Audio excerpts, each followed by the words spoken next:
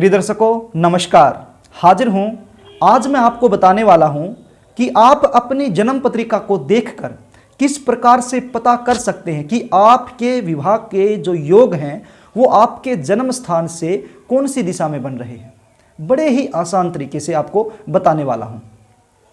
इस प्रश्न को लेकर के काफ़ी दिनों से लगातार मेरे पास कमेंट आ रहे हैं, व्हाट्सएप पर एसएमएस आ रहे हैं कि शास्त्री जी हमें ये बताएं कि हमारी शादी का योग कौन सी दिशा में बन रहा है। बहुत सारे दर्शक अपनी date of birth, birth place, birth समय ये सब टाइप कर रहे हैं और पूछ रहे हैं कि हमारी शादी का योग कौन सी दिशा में बन रहा है। तो मैंने सोचा ये प्रश्न सबके लिए समान है, तो इस पर एक कार्यक्रम बना दिया जाए, एक वीडियो बना दी जाए, सबको पता चल जाएगा। तो प्रिय दर्शकों, ये जो शादी की दिशा की बात हम कर रहे हैं, चाहे वो जातक हो, जातिका हो, सबको एक चाह होती है कि इसको पता चल जाए कि तुम्हारी शादी जो होने वाली है वो कौन सी दिशा में होगी, कौन से शहर में होगी। खास करके लड़कियों को ज़्यादा चिंता रहती है इस बात की, क्योंकि उनको अपने पिता का घर छोड़ करके कहीं दूसरे घर में जाना होता है, वहाँ अपने आप को सेट करना होता है।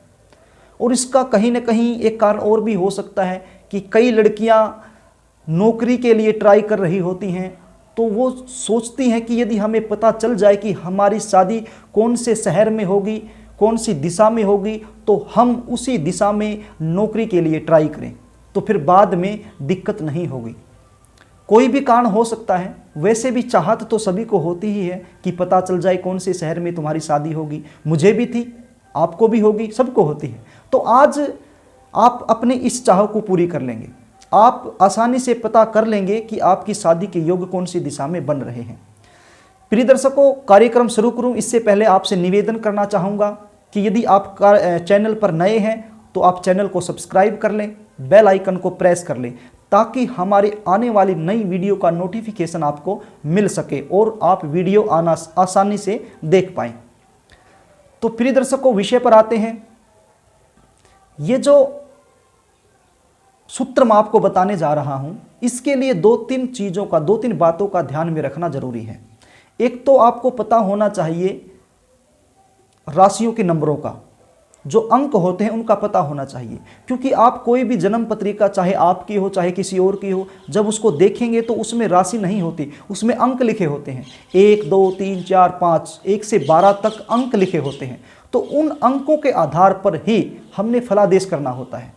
अब मान लीजिए लग्न में ही 5 नंबर का अंक लिखा है, तो हमें पता चल जाना चाहिए कि 5 नंबर का अर्थ है सिंह राशि, अर्थात यदि लग्न में है तो वो जन्म पत्रिका सिंह लगन की बनती है।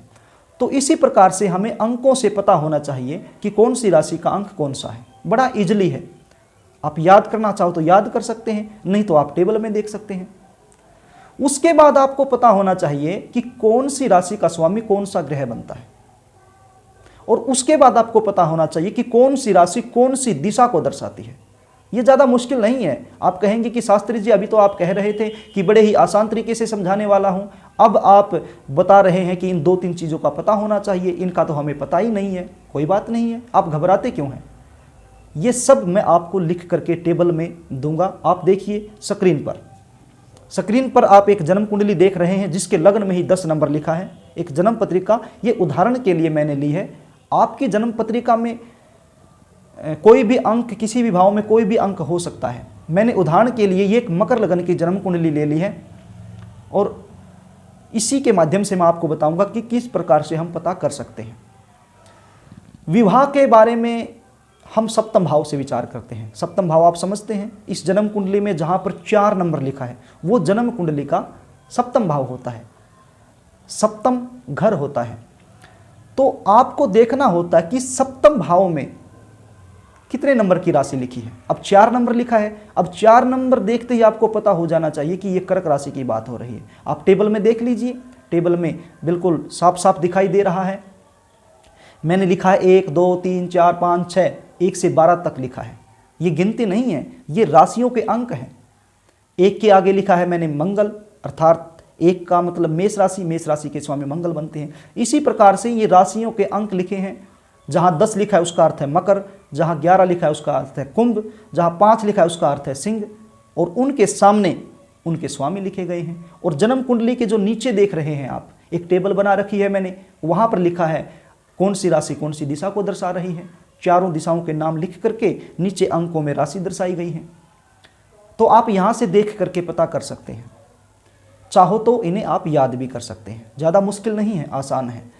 तो प्रिय दर्शकों, जो सप्तम भाव है, जहाँ 4 नंबर लिखा है, उस सप्तम भाव के स्वामी को आप देखिए और देखिए कि जन्म कुंडली के 12 भाव में से कौन से भाव में बैठ गया है, और जिस भाव में बैठ गया है उस भाव में कौन सी राशि पड़ती है, और वो राशि कौन सी दिशा को दर्शाती है। बस यही सूत्र है। अब इस जन्म कुंडली में आप देख लीजिए, अब जो चंद्रमा है वो 9वें भाव में जाकर के बैठ गया है। 9वां भाव आप समझते हैं, जहां पर 6 नंबर लिखा गया है वो 9वां भाव है। चंद्रमा बैठ गए हैं 9वें भाव में जाकर के देवगुरु बृहस्पति के साथ युति बना करके। तो 9वें भाव में ये देखिए कि राशि कौन सी है, 6 नंबर राशि है। 6 नंबर राशि अर्थात कन्या राशि है। तो कन्या राशि कौन सी दिशा को दर्शाती है, ये आप टेबल में देख लीजिए। टेबल आपके सामने है। 6 नंबर राशि दक्षिण दिशा को दर्शाती है। तो इसका अर्थ क्या हुआ कि जातक हो या जातिका हो, उसकी शादी का योग अपने जन्म स्थान से दक्षिण दिशा की तरफ बनता है। आप समझ गए? थोड़ा सा ध्यान से सुनिए, थोड़ा सा ध्यान से सुनिए। हमें देखना है सप्तम भाव, और सप्तम भाव में जो राशि है उसका स्वामी कौन बनता है, और जो उसका स्वामी बनता है वो जन्म कुंडली के जो 12 भाव होते हैं वो कौन से भाव में बैठ गया है, और जिस भाव में वो बैठ गया है उस भाव में कौन सी राशि है, और उस भाव में जो राशि है वो राशि कौन सी दिशा को दर्शाती है। जिस भी दिशा को वो राशि दर्शाती है उसी राशि में आप मान के चलिए कि आपकी शादी के योग बन रहे हैं। आप समझ गए होंगे, बड़ी आसान तरीके से मैंने समझा दिया। ये जो जन्म कुंडली का मैंने ली है, ये जन्म कुंडली ली है, ये तो सिर्फ एक उदाहरण के लिए है। आपकी जन्म कुंडली का जो सप्तम भाव है उसमें कोई भी राशि हो सकती है, आप उसके हिसाब से पता कर लीजिए। तो प्रिय दर्शकों, ये मैंने बड़े ही आसान तरीके से आपको समझाने की कोशिश की, बड़े ही सरल शब्दों में, सहज और आसान तरीके से, क्योंकि ये विषय बड़ी गहराई का है। हम गहराई में नहीं गए, क्योंकि यदि हम गहराई में जाते तो फिर हमारी समझ से परे हो जाता। इसलिए बड़े आसान शब्दों से मैंने आपको समझाने की कोशिश की है, और आशा भी करता हूं कि आपको समझ में आ गया होगा। फिर भी यदि कोई चीज़ समझ में ना आई हो तो आप कमेंट बॉक्स में टाइप कर सकते हैं, मैं आपको समझाने की पूरी कोशिश करूंगा, आपके प्रत्येक प्रश्न का उत्तर देने की पूरी कोशिश करूंगा। तो प्रिय दर्शकों, आज के लिए बस इतना ही। आगे फिर मिलेंगे, तब तक के लिए नमस्कार।